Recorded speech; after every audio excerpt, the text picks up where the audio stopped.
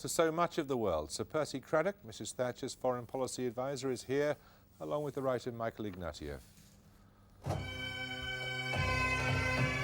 The BBC governors tell the Scots they can't have their own 6 o'clock news, but they give them 1/3 of Newsnight to compensate. And why a 999 call might not have as certain or speedy response as you'd hope if your telephone's connected to a cable system.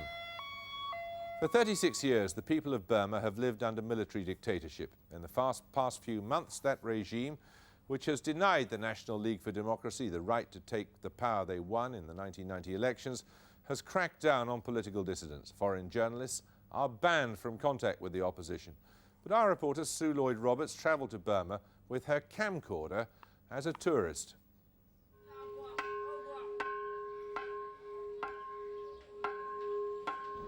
One of the questions you can't help but ask about Burma is how such a seemingly gentle race has come to be ruled by one of the world's most brutal military regimes. A group of generals at odds with its own religious, peace-loving people. Since the military seized power over 40 years ago, all protest has been cruelly put down. Thousands have died in the name of freedom and democracy, and hundreds more are in jail. Today, the government claim they have effectively silenced all opposition. And yet, as ever, when it comes to this golden and seductive land, not everything is as it seems.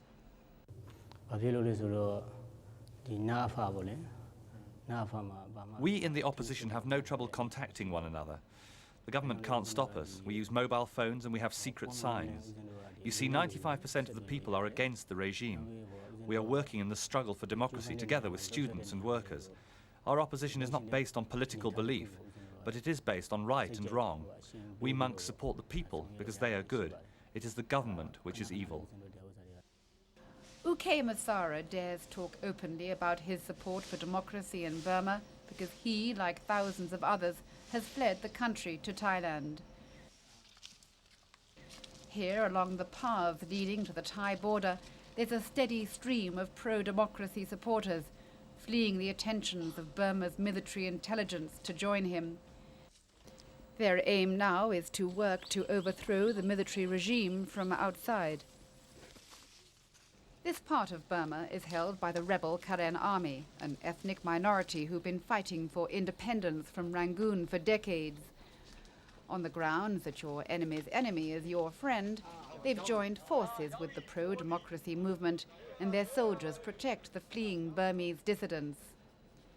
The new arrivals are greeted by the military commander in the area and the leader of the Burmese underground in exile, Moti. With all telephones belonging to those suspected of supporting the opposition in Burma bugged, they bring vital news from inside.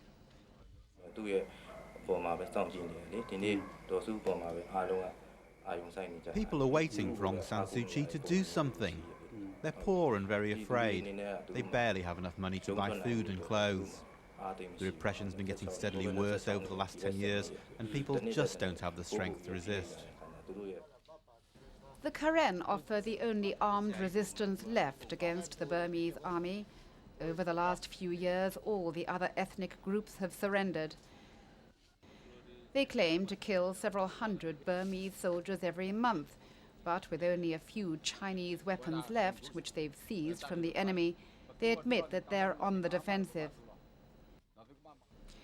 They're unable to protect their own people from the excesses of the Burmese soldiers who, unpaid by a bankrupt regime, steal from the villagers. 2 million people are said to have been chased off their land in this way.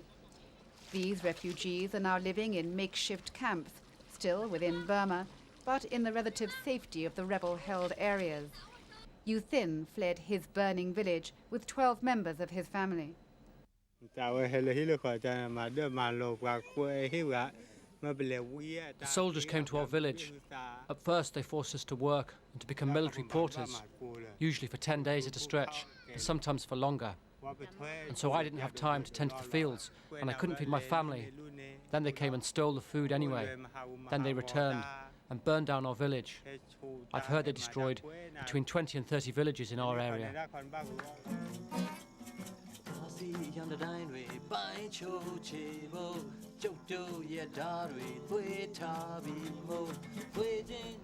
To be found singing this song would result in a 10-year prison sentence in Burma.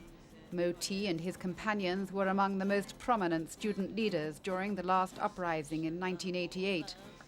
From the safety of the rebel-held area, their work now is to collect intelligence and coordinate resistance from outside.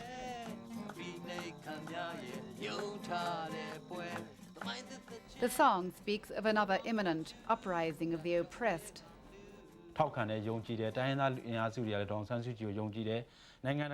The people want democracy and Aung San Suu Kyi. Even the ethnic minorities trust her.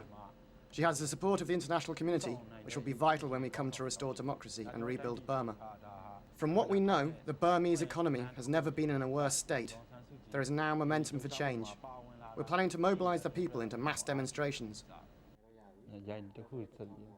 But songs and brave words are one thing. Reality, however, is less upbeat.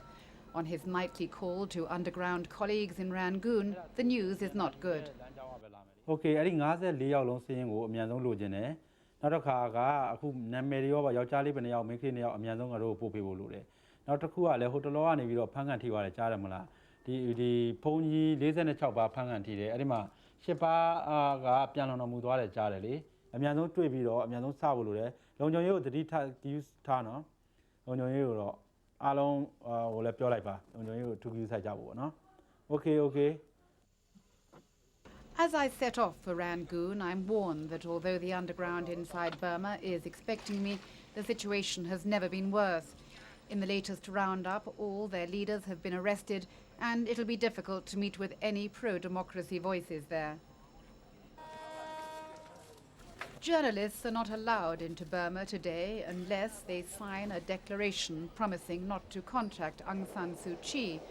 As that was one of the main purposes of my trip, I travelled there illegally as a tourist. I'd been told that a train ride is as good a way as any to look out for the images which make up the ongoing human tragedy. The farms where the harvest is seized by soldiers without compensation. The lines of shanty towns where thousands have been forcibly relocated, again without compensation, to make way for new industrial estates and luxury hotels, which, because of the regional economic slump, stand empty. The notorious insane jail on the outskirts of Rangoon, where hundreds of long-term political prisoners are held, many of them students.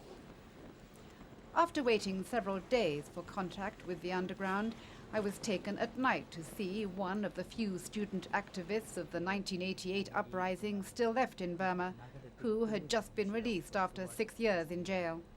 He can't be identified. Many political prisoners are held in solitary confinement and tortured. You can hear them screaming uncontrollably. Many have nervous breakdowns. Others die from lack of food. There are very few democracy leaders left. They're all in prison. Look, this is our flag. If we hold it up in the street, it means 10 years imprisonment. Everyone supports Aung San Suu Kyi in their hearts, but because of the government's repression, people dare not be open. Apart from the political repression, the Burmese people say they can never forgive the regime for their economic ruin. Even in central Rangoon, there are slums where families live surrounded by heaps of rubbish and without running water or electricity. Though images like these can be seen throughout Asia, it's hard to believe that before the military seized power, Burma was the richest country in the region.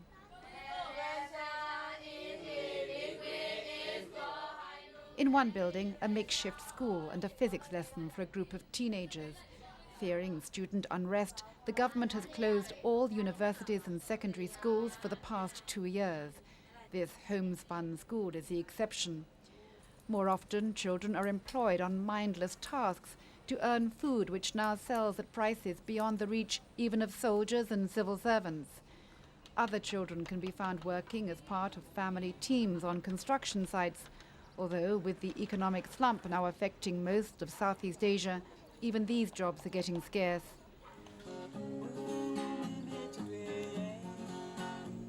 Older people say that the regime is deliberately fostering an uneducated generation incapable of questioning the government, and soon there'll be no new doctors or engineers in Burma. While mindful of the 50th anniversary of the UN Declaration on Human Rights, it's another anniversary that has more resonance for the Burmese people this year. It was in 1988 that there were huge pro-democracy rallies here, which were brutally put down by the military. Thousands were killed and many more arrested. There was an attempt earlier this year to mark that 10th anniversary, but that too failed and hundreds more have been arrested. The pro-democracy opposition here say things have never looked so bad.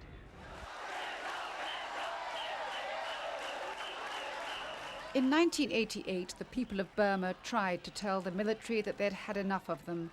In peaceful demonstrations led by monks and students, they said they wanted Aung San Suu Kyi, the daughter of their post-war independence leader, who, while married to a British academic, was by chance in Burma at the time.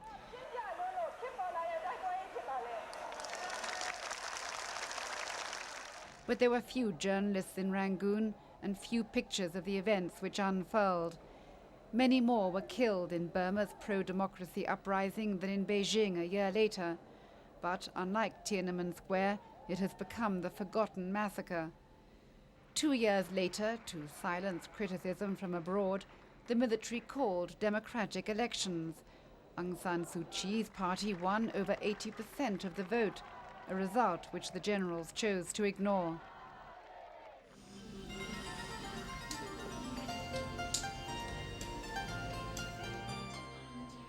But the generals, who've renamed Burma Myanmar, continue to be obsessed by the opposition leader they wish would go back home to England.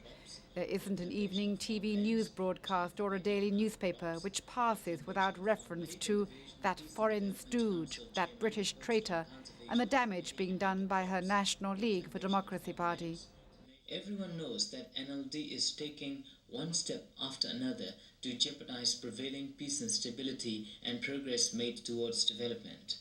The NLD acts under orders of neo-colonialists and accepts assistance, including illegal money from external spies, and use them in destructive acts. The lengths one must go to meet with Burma's only democratically elected leader are absurd. I was advised to dress like the locals and get to a safe house by dawn before the military take up their positions outside any house that she might visit in Rangoon. Hours later, Aung San Suu Kyi arrived and the military took up their positions outside. I asked whether it's true what the generals say, that people want stability, not chaos, and that she no longer has the people's support.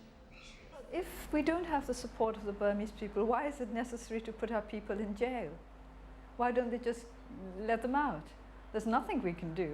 If we don't have the support of the people, it doesn't matter how many of us are running around. We'd be quite ineffectual. The very fact that they are putting our people in jail and forcing them to resign shows that they know very well that we have the support of the people.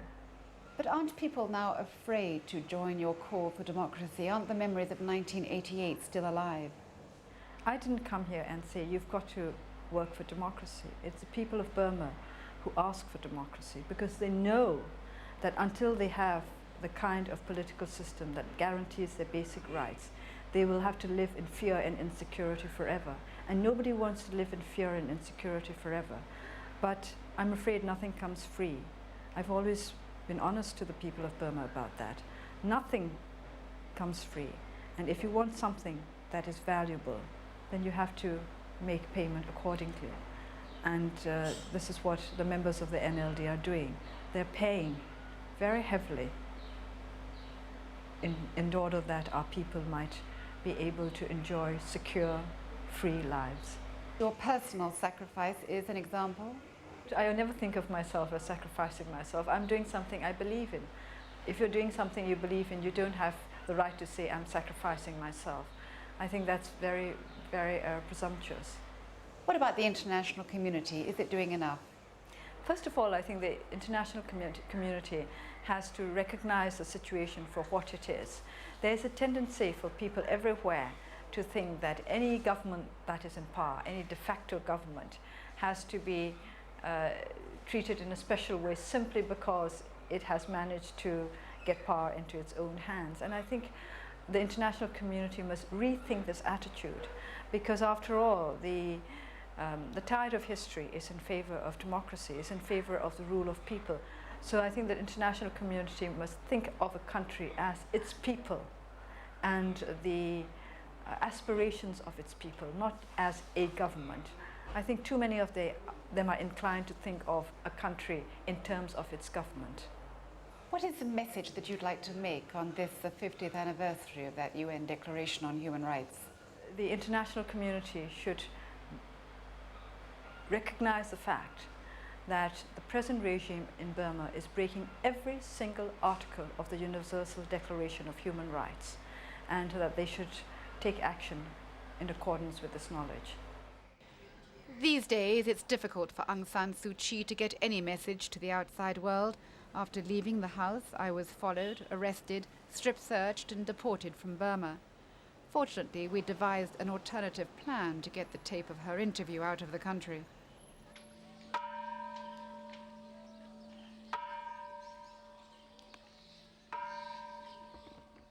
People in Burma tell you that they all hate the military regime, and they manifest their dislike in one of two ways.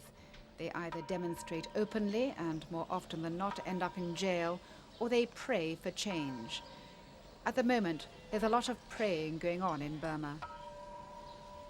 That was from Sue Lloyd-Roberts. We'll be returning to the 50th anniversary of the Declaration of Human Rights with Sir Percy Craddock and Michael Ignatieff later in the programme. But before that, some of today's other news. The Bank of England has cut interest rates by 0.5%, but that was too late to make any difference to the China makers, Royal Doulton, who announced 1,000 jobs are to disappear. Our economics editor, Evan Davis, is here. Do you think this rate cut is too late to have the effect it was hoped to have? The bank tends to assume that rate cuts take about a year to drip feed into working through the economy. So really, this is a cut for the year 2000. This is a bit late for 1999. But of course, if they had cut by more, one could rather assume that it would have had some effect next year. And when you talk to most people, they kind of think, well, 5% is where we're going on rates. And one can't help but wonder why the bank just doesn't go there in one big jump rather than this kind of month by month slicing another piece off. Why doesn't it go there in one jump then? Well, the bank's terribly scared. It's having a bit of a debate about how activist it should be, how fast it should move. It's terribly scared that it'll have to reverse its policy. So if it cuts rates by a lot, that makes it much more likely that it'll then be seen to change its mind. But a lot of us just think that there's nothing wrong with changing your mind. The bank should be proud of that. How high do you think unemployment will go? Most forecasts are saying if the economy just escapes recession next year, if you have a little bit of growth in the economy next year, you would still expect to see unemployment go up by about 250,000. So that would mean for 1999, month by month, you'd see about 20,000 going onto the register. Thank you very much. The Scottish people are going to have to watch the same news as the rest of the United Kingdom. The campaign for a separate Scottish 6 o'clock news, which seemed to enjoy the support of most of the Scottish people, hit the buffers today when the BBC governors refused to countenance it, for the time being at least. Instead, they and other Welsh and the Northern Irish are going to get more money and more jobs to cover local politics and be deprived of the last 15 minutes of Newsnight. Cue grumbling Scots. Now on BBC One, the news with Anna Ford and Jill Dando. Run title. So we're on air, everyone. Yeah. So it'll be good evening from her and good evening from her for all of us for the foreseeable future, including the Scots. The Bank of England. The BBC governors hope they've bought off the campaign for a separate Scottish 6 o'clock news by giving them £10 million and 50 new jobs for BBC Scotland. The package involves new programmes and full coverage of the new Scottish Parliament. They went to Glasgow to reassure the locals of their good intentions. We believe firmly that what we are trying to achieve is effective coverage of devolved issues within devolved countries, but also effective coverage of the four nations as part of the United Kingdom. But it's not going down well in Scotland, where all the usual constraints on political comments, and this has become a supremely political issue, seem to have been abandoned by BBC staff. The BBC's national governor for Scotland, its head of news in Scotland, and most of the Glasgow newsroom were all backing the idea. This is Radio Scotland. After all, they said, BBC Scotland has already been producing its own breakfast radio programme to compete with Radio 4's Today programme for the last 20 years. But the governors didn't think it looked like a good idea. That's when the trouble really started. A leading Scottish tabloid, the Daily Record, started a campaign demanding Scotland's right to produce its own evening news programme. One member of the Broadcasting Council for Scotland, which advises the BBC, resigned. All three Scottish opposition parties united over the issue. Polls began to show an increase in support for the idea in Scotland. The latest, a System 3 for the Herald, found 69% of Scots in favour and only 20%